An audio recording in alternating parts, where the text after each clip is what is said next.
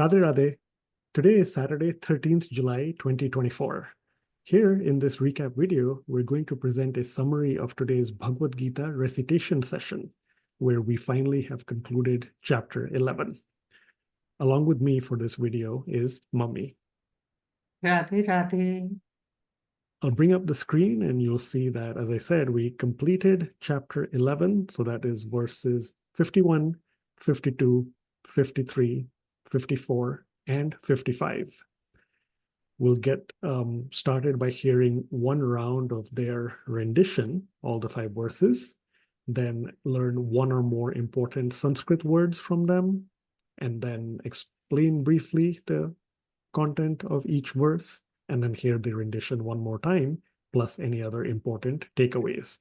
So let's move on to chapter 11, verse 51 and beyond.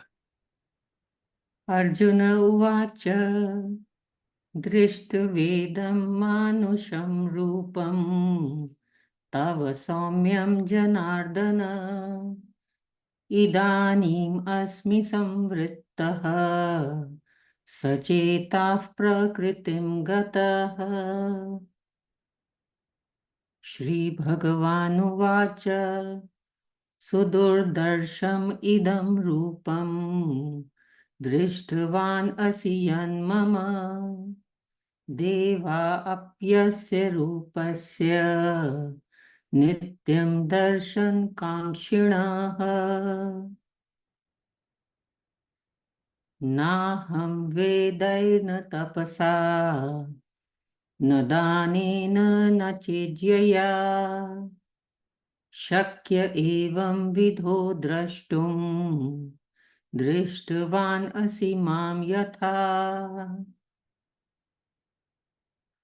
bhaktyatva ananyaya shakya aham evam vidhorjuna nyatum drashtum cha tattvena praveshtum cha parantapa mat karma krin mat parmo mad bhakta sangha varjitaha nirvaira sarva bhuteshu yasa mameti pandava. So let's see one important word from each verse. So verse number 51. Let's see, the word very important is sachetaha. Sachetaha means in my mind. Verse number 52. Drishtvan asi.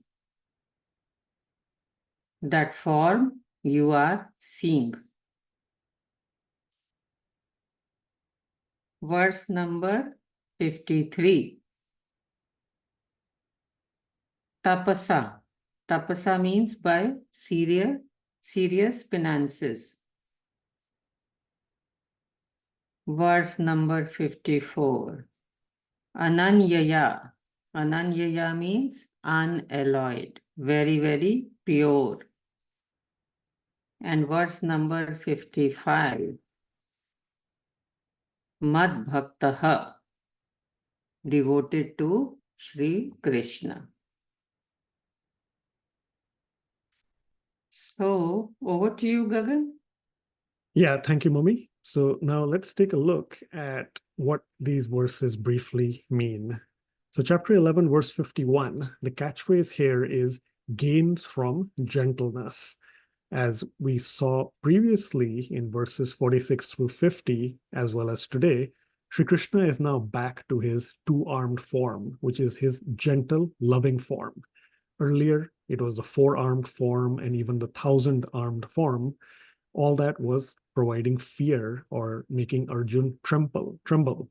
So now with this gentle form, Arjun has finally gotten his strength and reinforcement back. He's back to that appreciation in Sakhya Bhav of Sri Krishna's loving form. And that is, of course, the gain he's gotten is that regain of his composure, and his mind is back to normal. So those are all the benefits, the gains he has from that gentleness. Chapter 11, verse 52 and verse 53, they come together in Swamiji's commentary. Chapter 11, verse 52, the catchphrase here is seldom seen. And alliteration again, chapter 11, verse 53, sparingly shown. As we see in these two verses, it is extremely rare to be able to get to see Sri Krishna's loving form. And that is because Sri Krishna himself shows it very, very sparingly. It doesn't happen for celestial gods. It doesn't happen through penance, austerities. It can only happen when the grace and divine vision from God is bestowed upon us. Chapter 11, verse 54, the catchphrase here is devotees mettle. Mettle here referring to the spirit or the strength of the character. As we see in this verse, Sri Krishna says that it is only those with unalloyed devotion, no mixing, no impurity, only pure, unalloyed devotion that is for devotees who practice bhakti, who are the ones who are dear to him. So those with devotion are the ones and who practice faith and bhakti are the ones who are very dear to Sri Krishna. As we had shown you in the class, and again here as well, this was the flyer that hopefully all of you were familiar with. Play on the words mettle, M-E-T-T-L-E versus M-E-T-A-L. So again, dear devotee, what's your mettle composed of? Yes, your mettle should only be pure unalloyed devotion. In terms of METAL, of course, you see in the background, these are different metals that when combined may form different alloys. We don't want any alloys.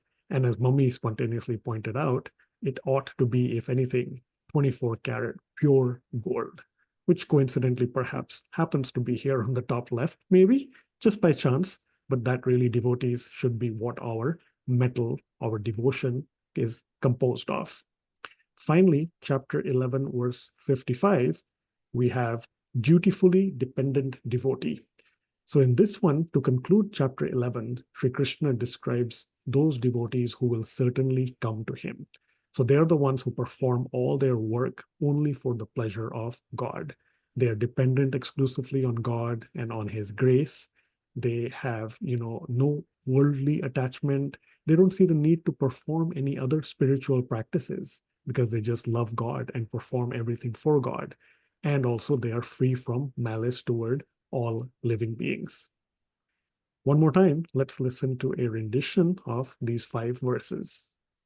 Before I start the rendition, we'll look at each verse quickly.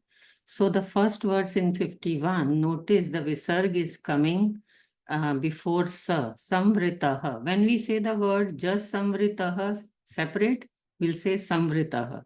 But when we are connecting it with sacheta, then it will straight go to sa.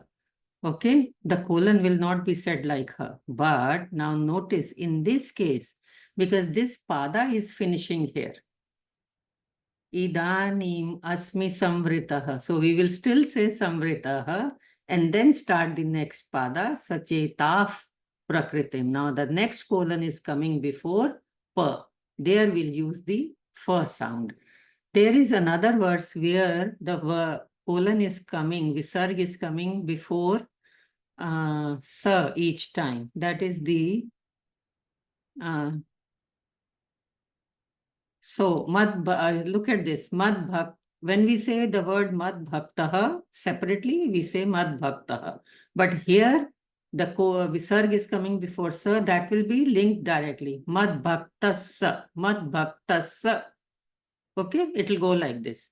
Nirvaira sarv. Okay, while chanting, then we will not say yaha. Okay, it will be directly to sa, yasa. So keep that in mind. And wherever the visarg is coming before the sound pa, that is where we'll use the sound of fa while chanting. So let's go for a rendition once again.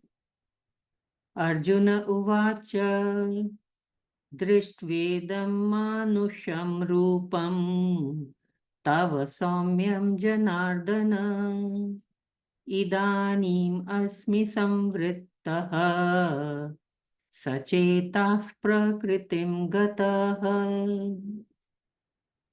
Shri Bhagavanuvacha Sudurdarsham idam rupam Drishtavan asi yanmama Deva apyasya rupasya Nityam darshan kankshinaha Naham vedairna tapasa Nadanena nachijyaya Shakya evam vidho drashtum Drishtavan asi mam yatha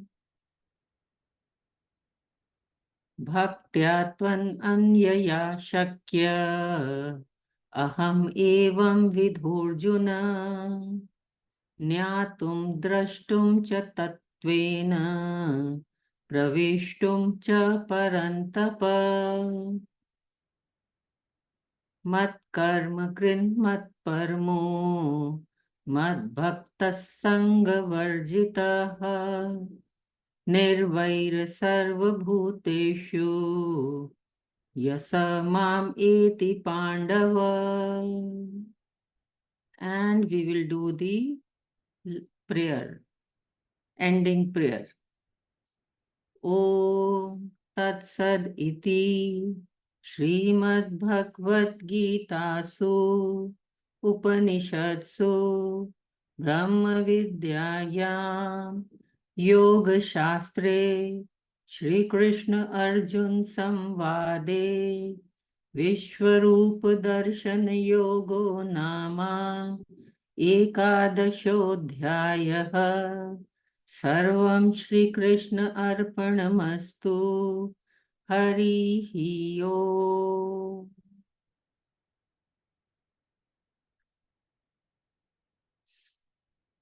Over to you, Gagan. Yeah, thank you so much, Mummy. And indeed, that gets us to a very fitting finale and conclusion of chapter 11. As you all have seen over these past several weeks, there were mostly a lot of Tristub meter verses. And I think it's a very interesting parallel, probably by design. But as you enter into chapter 11, very quickly, you get all these sets of five verses of Tristub, how we, conducted the series. And then suddenly today, it's a bit of a relief, which hopefully participants also felt. As Mummy also mentioned in class, it was back to all Anustub verses today. So you start off, ramp up really high. There were many difficult verses in chapter 11.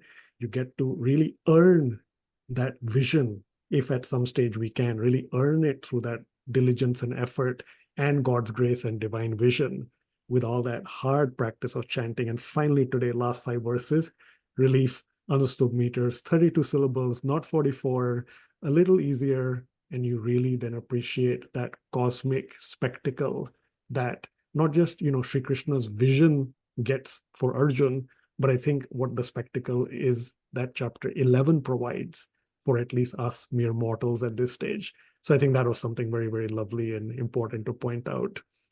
I'll mention one last thing I forgot earlier at the start of the video. We also did, of course, do some quick review questions for the prior session, which was a while ago, given family camp, yoga fest, etc. Again, take a look at some of the older verses to familiarize yourself. We talked about the elements that were mentioned in verses 46 through 50 in Sri Krishna's or Vishnu's different hands. How many arms were there at first? How many did they reduce to? We also practiced 2 lines of different verses that were really difficult to pronounce. So go back, take a look at all that as well. And likewise, we'll do some review for today's 5 verses. But of course, with the grace of God and Guru, we've been able to get this far to finally conclude chapter 11, at least one round today. We'll see you all on Saturday, 20th July, 2024. Till then, study hard and take care. Thank you so much. Radhe Radhe. Radhe Radhe.